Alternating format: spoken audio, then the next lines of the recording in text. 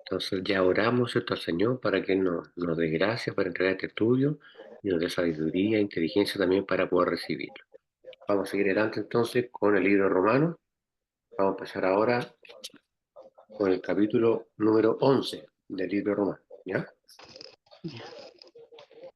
Mm. Dice la Reina Valera, el remanente de Israel, ¿cierto? Dice así entonces, vamos a leer del versículo 1 al versículo 4 primeramente, ¿ya? Dice así, hasta el número 4. Digo pues, ¿ha desechado Dios a su pueblo? En ninguna manera, porque también yo soy israelita, de la descendencia de Abraham, de la tribu de Benjamín. ¿No ha desechado Dios a su pueblo, el cual desde antes reconoció? ¿O no sabéis qué dice de Elías en la Escritura, como invoca a Dios contra Israel, diciendo, Señor, a tus profetas han dado muerte, y tus altares han derribado, y solo yo he quedado, y procuran matarme? ¿Pero qué le dice la divina respuesta? Me he reservado 7.000 hombres que no han doblado la rodilla delante de Baal. ¿Cierto? Entonces, en este capítulo 11, esta primera parte del capítulo 11 del libro romano, que es alrededor del año 60 después de Cristo, nos habla, ¿cierto?, sobre el propósito de Dios, ¿cierto?, con su pueblo. Por eso dice el versículo 1, Dios, pues, ha desechado Dios, perdón, digo, pues, ha desechado Dios a su pueblo, ¿cierto?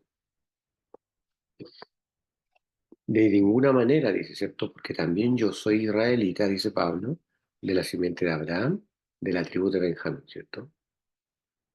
Eh, no ha desechado Dios a su pueblo al cual antes conoció, ¿cierto? Se refiere a Israel como nación, ¿cierto? Eh, y muchas promesas además que se hicieron a este pueblo respecto al futuro, ¿cierto? ¿O no sabéis qué dice el de Elías en la Escritura? Eso está en Primera Reyes 19:10. Como hablando con Dios contra Israel, dice, ¿cierto? Señor, a tus profetas has dado muerte y a tus altares has derribado, y yo he quedado solo y procuran matarme. Pero, ¿qué le dice la divina respuesta? He dejado para mí 7.000 hombres que no han doblado la rodilla delante de Baal, ¿cierto? Es decir, nos está diciendo que la fe verdadera siempre se va a adherir a la acción espiritual que uno pueda realizar, ¿cierto? Y sigue diciendo el versículo 5. Vamos a llegar, ¿cierto? Vamos a leer el 5 y el 6. Dice el versículo 5, eh, así también, aún en este tiempo, ha quedado un remanente cogido con gracia, por gracia.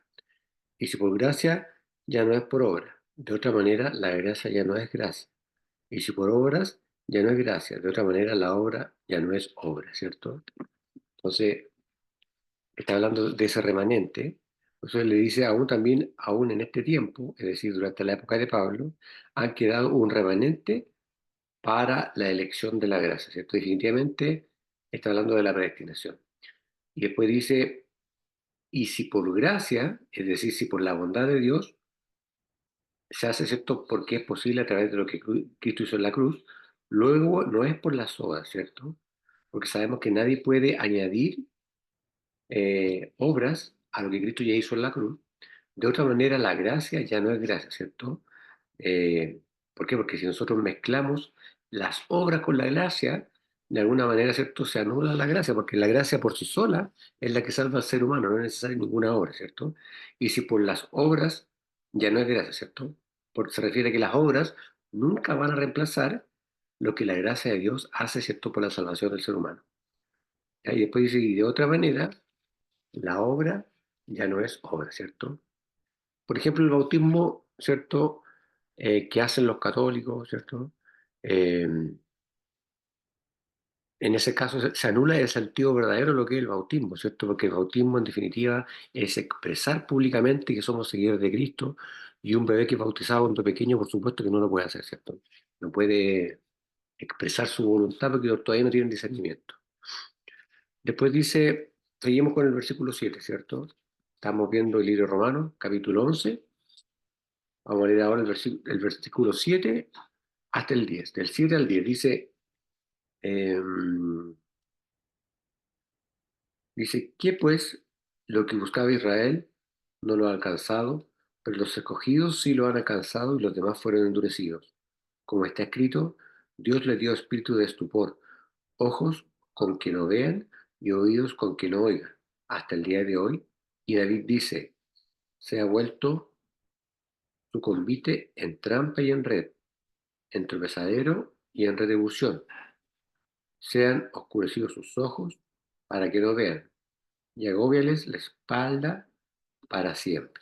¿Cierto? Entonces, ahí está hablando de la rebelión y de la incredulidad de su pueblo, ¿cierto? Que dice que pues, obviamente eso lo está preguntando con respecto a Israel, eh, pero también se aplica a la iglesia, ¿cierto? Que pues lo que buscaba Israel, aquello no ha alcanzado, ¿cierto? Y después dice, pero la elección lo ha alcanzado, ¿cierto? Se refiere a la salvación que los judíos esperaban reclamar por obra, ¿cierto? Y los demás fueron endurecidos, ¿cierto? Se refiere a esa ceguera judicial de los estudiosos, de los expertos en la palabra en esa época. Y el 8 dice, como está escrito, ¿cierto? En Isaías 29:10, les dio espíritu embotado, dice esta traducción, ¿cierto? Eh, ojos con que no vean y oídos con que no oigan, ¿cierto? Se refiere a la incapacidad de ver algo que es completamente evidente desde el punto de vista espiritual, ¿cierto? Hasta el día de hoy.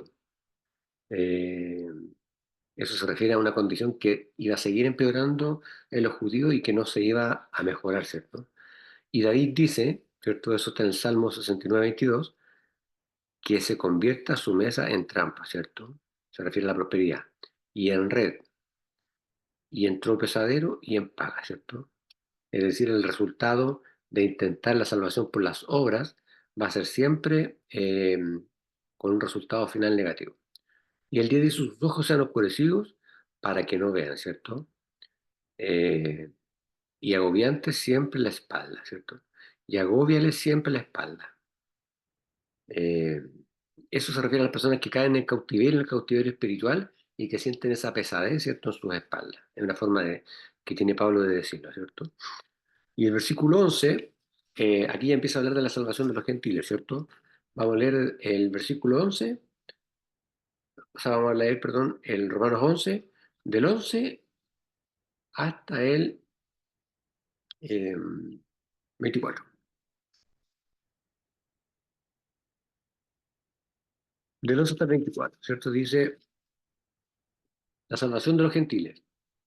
Digo pues, han tropezado los de Israel para que, perdón, han tropezado los de Israel para que cayesen en ninguna manera, pero por su transgresión vino la salvación a los gentiles para provocarles a celo. Y si su transgresión es la riqueza del mundo y su defensión la riqueza de los gentiles, ¿cuánto más su plena restauración? Porque a vosotros hablo, gentiles, por cuanto yo soy apóstol a los gentiles, honro mi ministerio, por si en alguna manera puede provocarle a celos a los de mi sangre y hacer salvos a alguno de ellos, porque si su exclusión es la reconciliación del mundo, ¿qué será su admisión sino vida de entre los muertos? Si las primicias, si las primicias son santas, también lo es la masa restante, y si la raíz es santa, también lo son las ramas. Pues si alguna de las ramas fuese desgajada y, su cier- y, su- y tú, siendo olivo silvestre, han sido injertados en lugar de ellas y han sido hechas participantes de la raíz y de la rica savia del olivo, no te jactes contra las ramas, y si te jactas, sabe que no sustentas tú a la raíz, sino la raíz a ti. Pues las ramas, digan, fueron desgajadas para que no fuese injertado. Bien, por su incredulidad fueron desgajadas, pero tú por la fe estás en pie. No te desobedezcas, sino teme, porque si Dios no perdonó a las ramas naturales, a ti tampoco te perdonará. Mira, pues, la bondad y la severidad de Dios, la severidad ciertamente para con los que cayeron, pero la bondad para contigo. Si permaneces en esa bondad, pues de otra manera tú también serás cortado. Y aun ellos, si no permanecieren en incredulidad, serán injertados, pues poderoso es Dios para volverlos a injertar. porque si tú fuiste cortado del que por naturaleza es olivo silvestre y contra naturaleza fuiste injertado en el buen olivo, cuánto más estos, que son las ramas naturales, serán injertados en su propio olivo. Está dando un ejemplo muy lindo, muy claro, utilizando el olivo, acerca de la salvación a los gentiles. Esto lo vamos a ir explicando ahora. Dice primero, digo pues, han tropezado para que cayesen, ¿cierto? Cuando habla de cayesen, Pablo se refiere a caer y nunca más levantarse. De ninguna manera, pero por el tropiezo de ellos vino la salvación a los gentiles, ¿cierto? Esta es otra forma de explicar la formación de la iglesia, ¿cierto? Porque como los judíos no creyeron y rechazaron a Cristo, Cristo, ¿cierto? Utiliza a Pablo para ir a los gentiles y levantar su iglesia, ¿cierto? Para que fuesen provocados a celos, dice, ¿cierto? Eh, bueno, esto se remonta en realidad a la época de Noé, ¿cierto? Al gran celo que sentían ya las personas por un hombre santo. ¿Se acuerda de usted cómo se reían de Noé cuando estuvo durante 100 años construyendo el arca? Se burlaron hasta el último día, hasta que vieron que en realidad era cierto, cierto lo que él profetizó y estuvo predicando durante tanto tiempo. Y después dice el 12, y si la caída de ellos es la riqueza del mundo y la pérdida de ellos la riqueza de los gentiles, se refiere, ¿cierto?, a que todas las bendiciones que le correspondían a Israel las recibimos nosotros los gentiles, ¿cierto? Eh, y no me refiero, ¿cierto?, a los que se disfrazan de iglesia, sino que a los que son verdaderas iglesias o que son verdaderos templos del Espíritu Santo, ¿cierto? Y después dice, cuanto más la plenitud de ellos, ¿cierto? Eh, Después dice el 13 porque a vosotros hablo, gentiles, ¿cierto? Se refiere obviamente a las naciones que son distintas a los israelitas, ¿cierto? Por cuanto, pues yo soy apóstol de los gentiles, ¿cierto? Aquí él hace su propia aclaración. Habla, ¿cierto?, de ese llamamiento especial eh, que tiene Pablo, ¿cierto? Recordemos que no solamente la vida de Pablo, sino que la vida de todo cristiano, ¿cierto? Hay un llamamiento general y hay un llamamiento especial, ¿cierto? El llamamiento general dice relación con sentir el deseo de aceptar a Cristo, a recibirlo como nuestro Señor, ¿cierto? Bueno, previamente arrepentirse, aceptarlo como nuestro Señor, ser bautizado por el Espíritu Santo, pero después hay un llamamiento especial que es para algunos cristianos, ¿cierto? Para levantar ministerios, para predicar en la calle, para liderar, ¿cierto?, un grupo de jóvenes.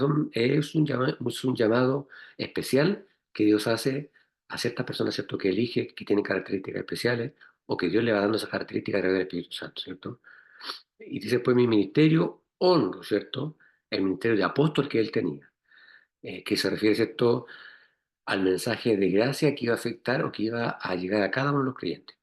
Después dice el 14, por si de alguna manera puedo provocar a celo a los de mi carne, e hiciese salvos a alguno de ellos. Y con esto está diciendo que Pablo esperaba que Israel pudiera ver a través de él las bendiciones que Dios estaba entregándole a Pablo, que había sido, o que era judío, ¿cierto?, de nacimiento, romano de nacionalidad, eh, pero que había desestimado todo eso, lo había considerado basura por predicar el Evangelio a los gentiles, ¿cierto? Y aquí se dice, porque si el excluirlos a ellos en la reconciliación del mundo, esa reconciliación del mundo, eh, ¿qué será su admisión sino vida a los muertos? Y después dice, y si el primer fruto es santo, eh, ¿cierto? Ahí se está refiriendo a los primeros patriarcas, ¿cierto? Abraham, Isaac, Jacob. También lo es él en todo, ¿cierto? Eh, y si la raíz es santa, también lo son las ramas, ¿cierto? Eh, y a él se está refiriendo en definitiva a la obra de Dios, ¿cierto? Que Dios hizo a través de él, a su motivo o a su objetivo o propósito que Dios había tenido con él desde chico. Eh, y después dice el 17 que si alguna de las ramas fueran quebradas, porque cuando habla de las ramas esto se refiere al judío, eh, pero que no todos, recordamos que no todos lo rechazaron tampoco. Hay algunos judíos mesiánicos que sí lo reconocieron, que sí lo aceptaron. Hasta el día de hoy hay algunos que todavía se están convirtiendo. Esas son las ramas que no se quebraron, ¿cierto? Pero cuando habla, está haciendo la alegoría del olivo y habla de las ramas quebradas, se refiere a los judíos que no lo aceptaron, ¿cierto? Y tú, dice, se refiere a la iglesia, siendo olivo silvestre, ha sido injertado entre ellas. Esto es como bien parecida ¿cierto? A la parábola del olivo y la vid, ¿cierto? Del pámpano y del olivo, mejor dicho. O sea, del pámpano y de la vid. Esto aquí habla de que el olivo silvestre, es decir, nosotros que estábamos tirados, ¿cierto? En el campo, que no pertenecíamos al olivo, ¿cierto? Cultivado, labrado, ¿cierto? Por el agricultor, fuimos injertados, ¿cierto? En ella, en la planta, en la vid verdadera, ¿cierto? En este caso, en el olivo verdadero, porque él está dando el ejemplo con un olivo, ¿cierto? Y después dice, y han sido hechos participantes de la raíz y de la grosura del olivo. O sea, nosotros, no obstante haber sido una ramita de olivo silvestre, ¿cierto? Al ser injertados en el olivo principal, absorbimos, ¿cierto? Toda la grosura del olivo, ¿cierto?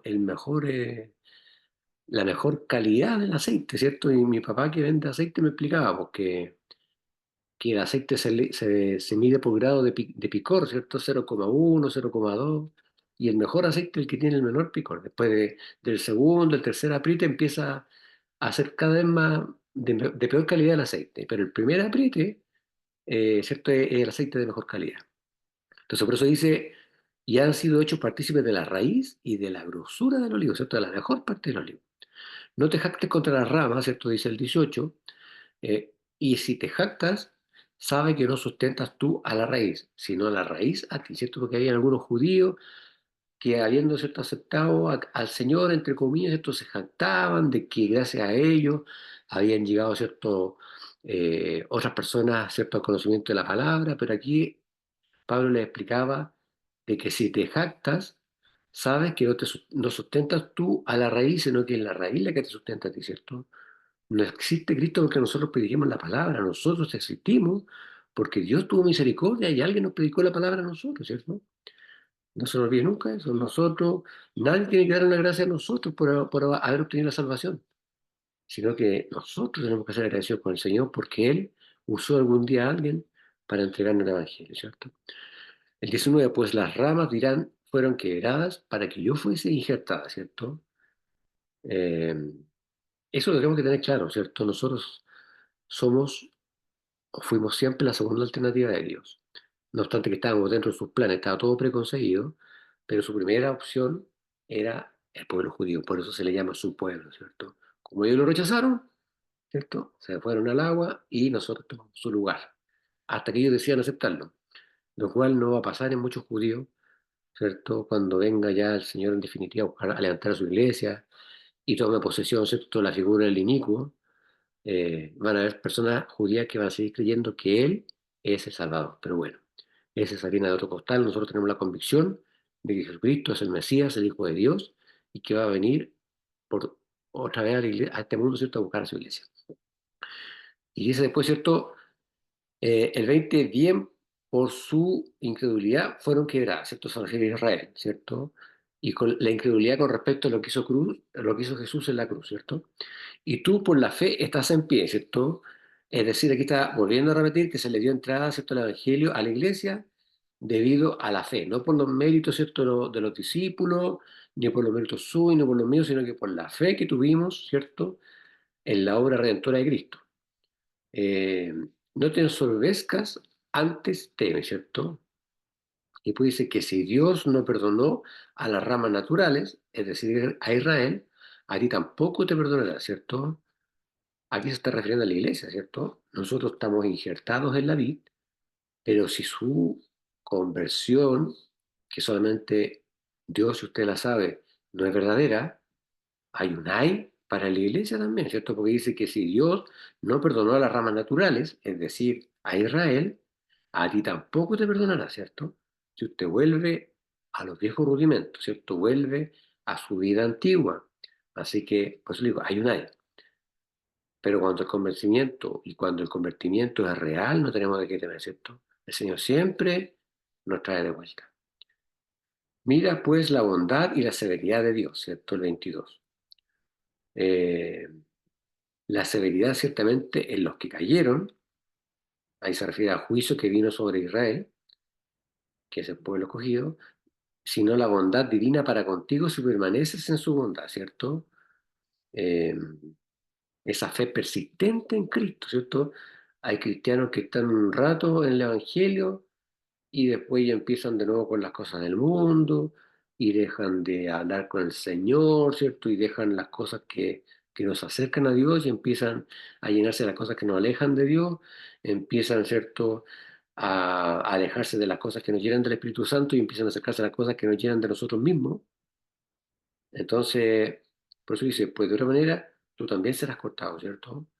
La iglesia moderna está al borde de eso ahora mismo, ¿cierto? Hay demasiada prostitución espiritual en la iglesia, muchos bailes eróticos, a las niñitas de chiquititas las están haciendo bailar en forma erótica muchas veces, que eso despierta los instintos sexuales de los hermanos, ¿cierto? O de repente cantando canciones que no hablan de Cristo, que no hablan del perdón, ¿cierto? Del arrepentimiento, y así. Un montón de cosas que Dios debe estar pero completamente enfurecido. eh, y también me hace cortado, ¿cierto? Es un llamado de atención para la iglesia en esta parte, y ya en esa época ya están ocurriendo esas cosas, esas apostasías, y por eso Pablo le habla a la iglesia de Roma, ¿cierto? Y le habla en estos términos. Y aún ellos, ¿cierto?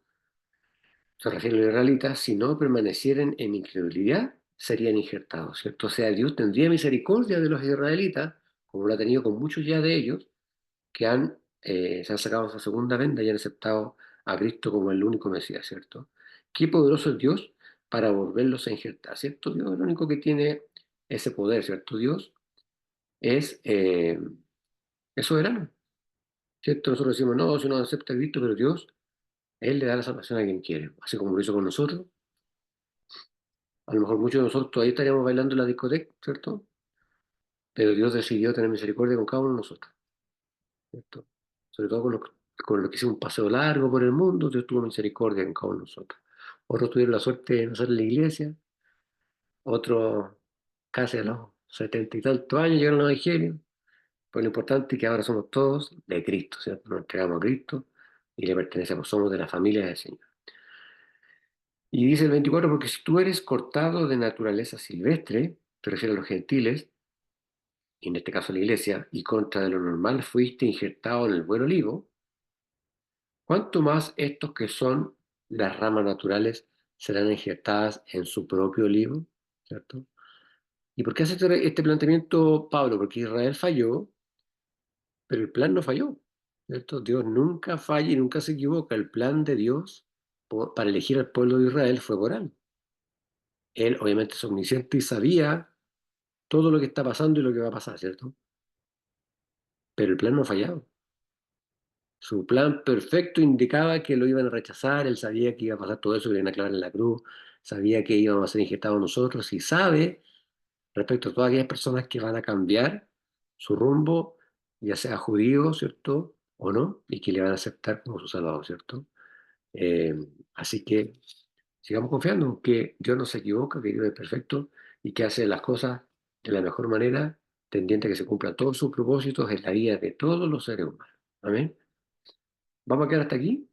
Eh, entonces, empezamos hoy, ¿cierto? El capítulo 11 del libro romano y vamos a quedar hasta el versículo 24, ¿ya? La próxima semana, con la ayuda del Señor, seguiremos con el versículo 25 que habla acerca de la restauración de Israel. Amén. Nada, a pedir a mi hermana Daniela que terminemos este estudio con una oración, por favor. Amén. Gracias te damos, Señor Jesús, por este día, Señor, que nos ha regalado, Señor, un día más de vida, de salud, Señor. Te agradecemos, Padre bendito, Señor, porque tú nos sustentas, tú nos sostienes, Señor amado.